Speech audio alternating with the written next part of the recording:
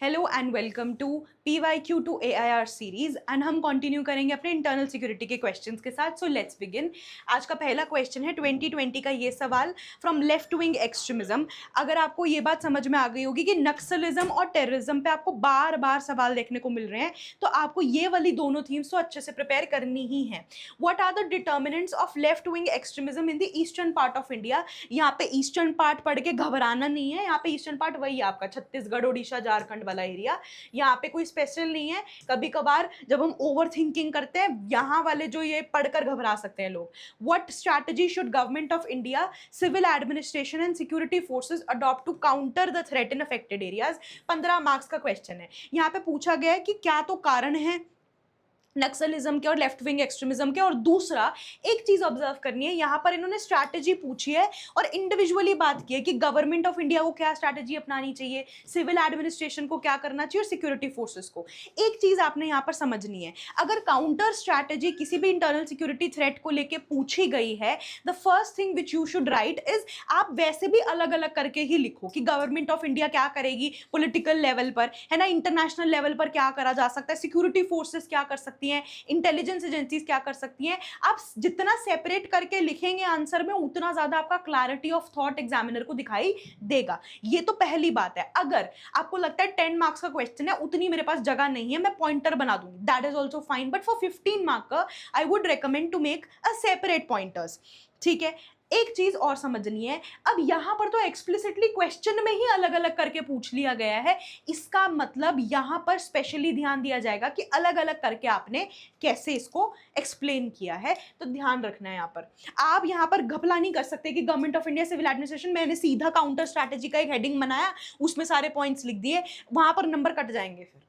ठीक है। अब देखो, लेफ्ट विंग एक्सट्रीमिज्म और नक्सलिज्म जो ईस्टर्न पार्ट में है, जैसे कि छत्तीसगढ़ हो गया, उड़ीसा हो गया, बिहार हो गया, ये ज्यादातर जो नक्सलवादी, जो नक्सलिज्म वाली मेंटालिटी इन वाले एरियाज में फैली है, इसका मेन कारण है सोशो इकोनॉमिक मार्जिनलाइजेशन और मैं कहूंगी डिप्राइवेशन। ठीक है। आपको एक तो सोशली मार्जिनलाइज किया जाता है, ठीक है, आपको लगता है आपको साइड लाइन कर दिया गया, इकोनॉमिकली भी साइड लाइन कर दिया गया। डिप्राइवेशन तो है ही है। डिप्राइवेशन किसकी, इकोनॉमिक अपॉर्चुनिटीज की, मेनलैंड के साथ कनेक्टेड नहीं है, एजुकेशन अच्छी नहीं है, हेल्थ अपॉर्चुनिटीज नहीं है, कुछ भी नहीं है। ऊपर से आपका जो जंगल वाला और जल जंगल और जमीन वाला हिस्सा है, उसके ऊपर पूरा टाइम डिस्प्यूट चलते रहते हैं, प्राइवेट प्रॉपर्टी वालों को वो दे दिया जाता है, उस पर डेवलपमेंट प्रोजेक्ट करते रहते हैं, माइनिंग करते हैं तो आप उसका बेनिफिट नहीं देते।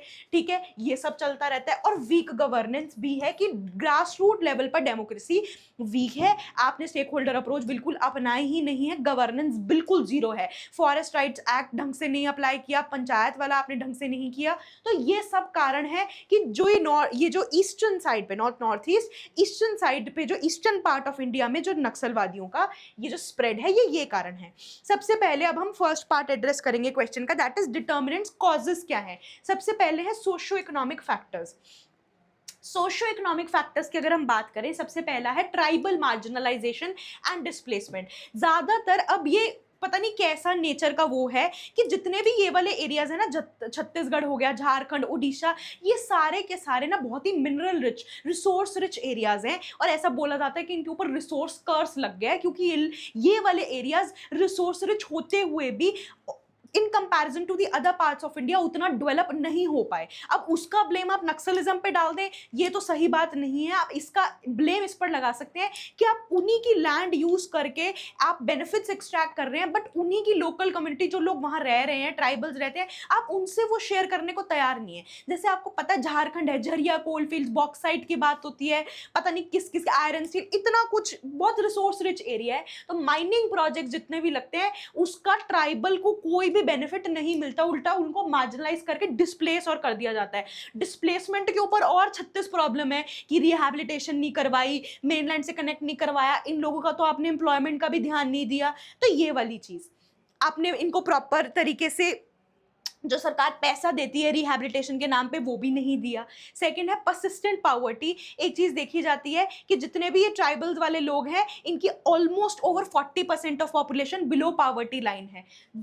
तीसरा है लैंड एलियनेशन। मैं पहले भी बता चुकी हूँ, इनके लिए लैंड, इनके लिए ज़मीन सिर्फ और सिर्फ इकोनॉमिक रिसोर्स नहीं, कल्चरल रिसोर्स भी है। जब आप इनको डिस्प्लेस करते हो माइनिंग डेवलपमेंट प्रोजेक्ट्स के नाम पे, इंडस्ट्रियल प्रोजेक्ट्स के नाम पे, they feel alienated, disconnected to their land, to their culture, to their economy, और विदाउट एडुकेट कॉम्पनसेशन। वही, आप पैसा नहीं देते हैं यहाँ पर।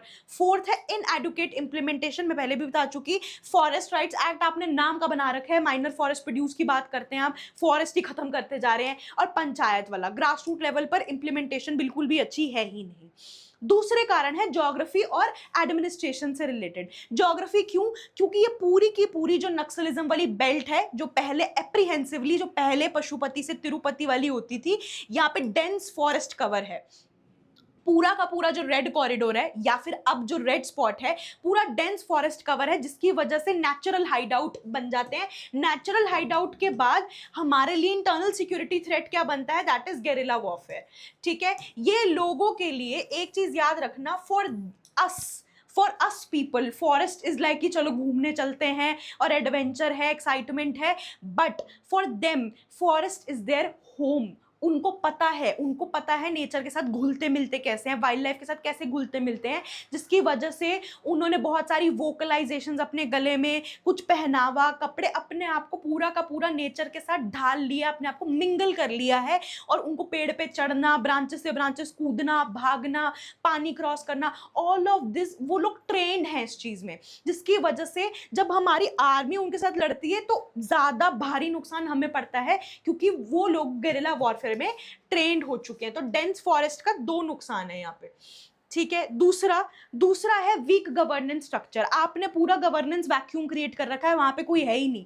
ठीक है, और उसके चक्कर में क्योंकि वहां पे गवर्नेंस करने के लिए कोई है ही नहीं, तो नक्सलाइट्स ने अपनी पैरेलल एडमिनिस्ट्रेशन शुरू कर रखी है। तीसरा है इंटरस्टेट कोऑर्डिनेशन, बहुत ही वीक है। जब आपको पता है पूरा कॉरिडोर बना हुआ है नक्सलिज्म का, आपको साथ में इंटरस्टेट कोऑर्डिनेशन करके तब जाके आप प्रॉब्लम हल कर सकते हैं, लेकिन यहाँ पे हम बात ही नहीं करते हैं। झारखंड, छत्तीसगढ़ अपने अपने लेवल पर सब डील कर रहे हैं।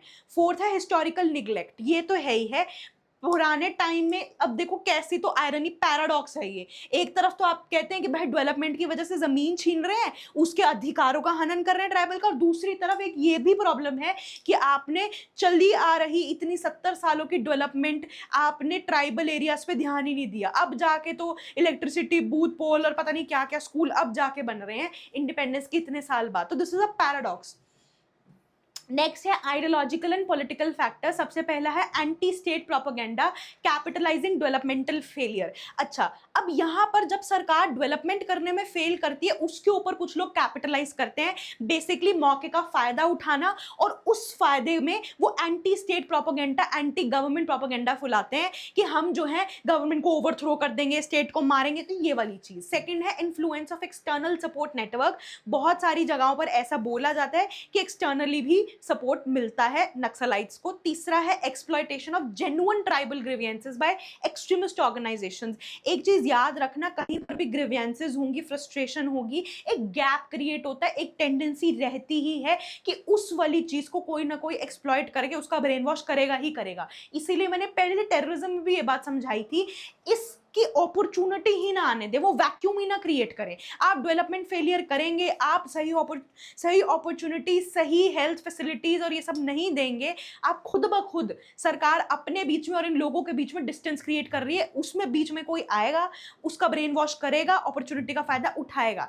इसका यही मतलब है कि जो जेन्युइन ट्राइबल्स जो चाहते हैं वो मेनलैंड के साथ कनेक्टेड रहें, शांति से डेवलप करें, कुछ एक्सट्रीमिस्ट ग्रुप्स आके ये पूरा का पूरा फायदा उठाते हैं और उनका दिमाग पूरा ब्रेन वॉश कर देते हैं और एक्सप्लॉइट करते हैं उन्हें।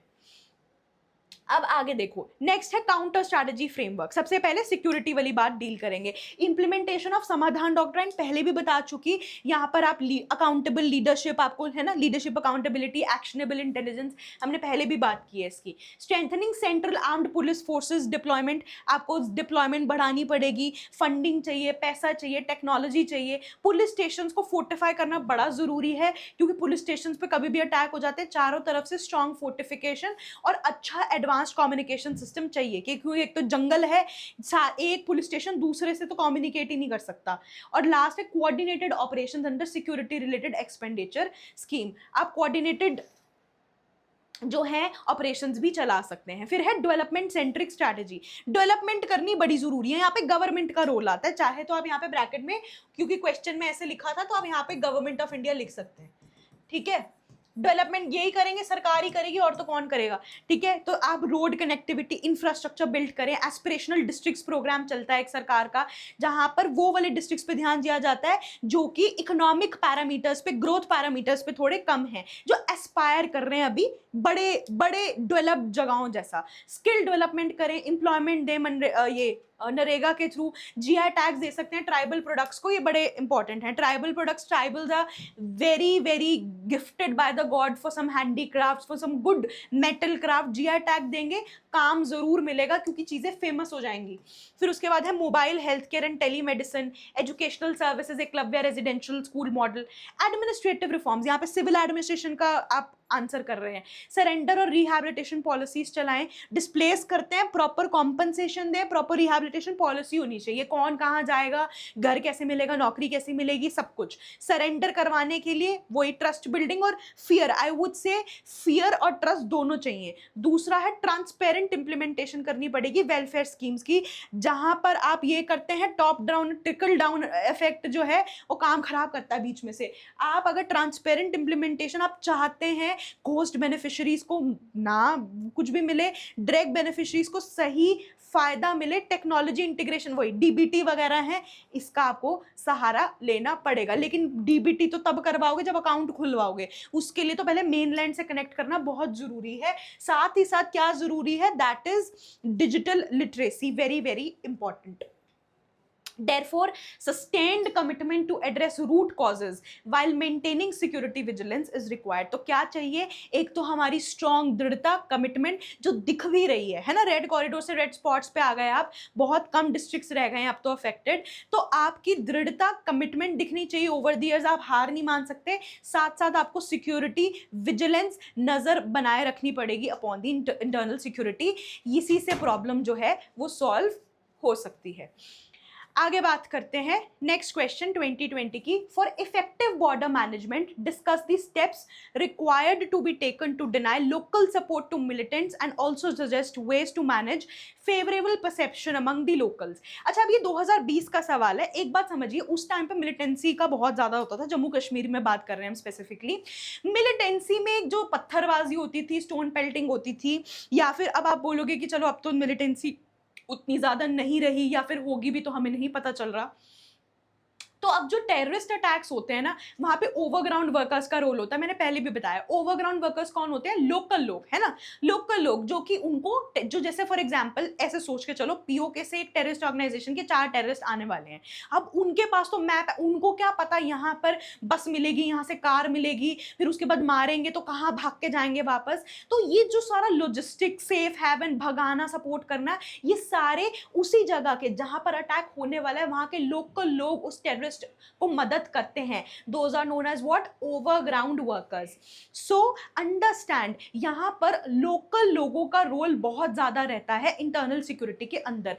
वो पहले के जमाने में मिलिटेंसी सपोर्ट करना हो, स्टोन पेल्टिंग सपोर्ट करना हो, माहौल खराब करना हो, सेपरेटिस्ट टेंडेंसीज फैलाना हो, या फिर दूसरा आज के टाइम पे टेररिस्ट एक्टिविटीज के ओवरग्राउंड वर्कर्स बन के हो, तो यहाँ पर दोनों जगह पर आपको ये बताना है कि कैसे आप लोकल लोगों को मिलिटेंसी, या फिर लोगों को जो गलत लोग हैं, इंटरनल सिक्योरिटी थ्रेट है हमारे लिए, उनको सपोर्ट करने से कैसे रोक सकते हो। दूसरा आपको बताना है कि पॉजिटिव परसेप्शन, परसेप्शन मतलब जो सोच बनी हुई है। एक चीज याद रखिएगा, कश्मीर फाइल्स जैसी फिल्म आपने देखी है, या फिर कश्मीर पे तो इतना बवाल हुआ है, आपको एक बात समझ में आती होगी, रॉन्ग परसेप्शन आपका पूरा का पूरा जो माइंडसेट है वो चेंज कर सकता है।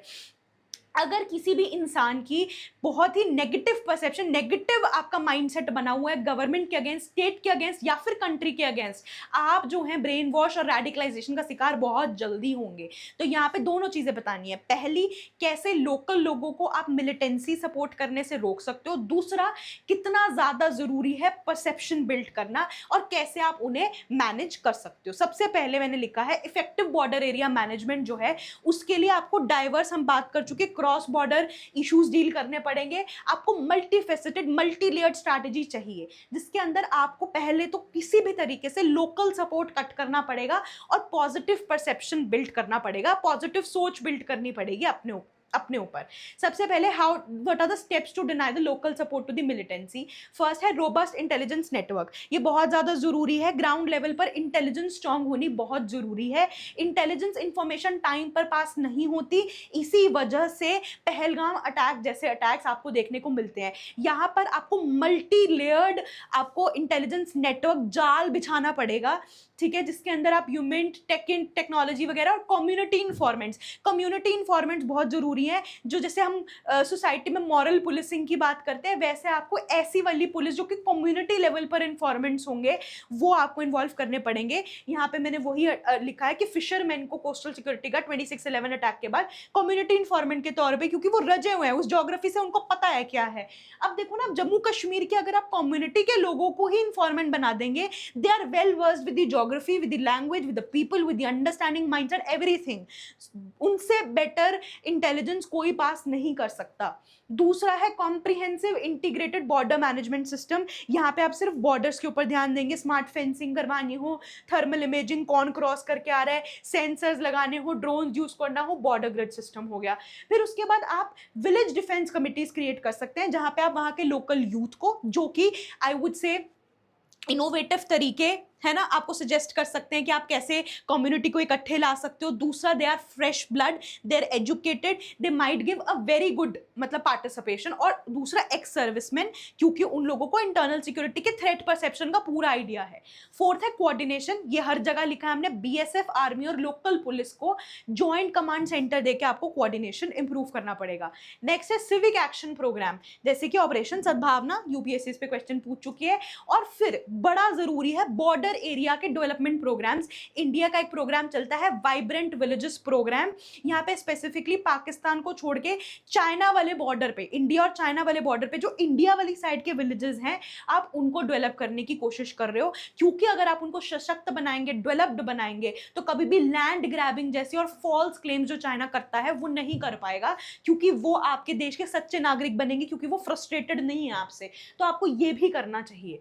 उसके बाद है वेज टू मैनेज परसेप्शन। अब आप सोच कैसे बदलेंगे, परसेप्शन मैनेजमेंट कैसे करेंगे। Perception management is very very important. It is not only for border people और for people in conflict zones, it is also for normal citizen in India. Very important, क्योंकि perception management की वजह से ही गड़बड़ होती है सारी। पहले है कम्युनिटी इंगेजमेंट। आप कर सकते हैं भारत दर्शन, वो वाला भारत दर्शन नहीं जो आप आईएएस बन के लबासना में करेंगे, ये वो वाला भारत दर्शन है जो कि जम्मू कश्मीर की यूथ को करवाया जाता है, ताकि वो देश के कल्चर से अपने आप को मतलब वाकिफ करा सके। इससे नेशनल इंटीग्रेशन जो है वो फॉस्टर होती है। दूसरा है कल्चरल सेंसिटिविटी।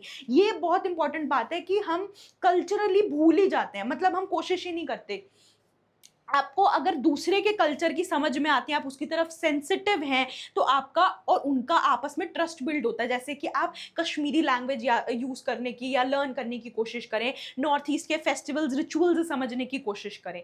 तीसरा है transparency in operations. A very big no to, आपको पता है, fake encounters, draconian powers to the army. अगर आपको ट्रस्ट फॉस्टर करना है लोगों के अंदर, ऑपरेशंस में ट्रांसपेरेंसी नहीं रहती, डर का माहौल बना रहता है लोगों के अंदर। डर होना चाहिए टेररिस्ट के अंदर या फिर गलत लोगों के अंदर, डर फैल जाता है अपनी ही कम्युनिटी में, जिसकी वजह से और काम खराब होता है। फोर्थ है recruitment of local youth in security forces. Fifth, skill development करवानी बड़ी जरूरी है। और सिविक, ये बहुत इंपॉर्टेंट है, last point, civil military liaison meeting for grievance redressal.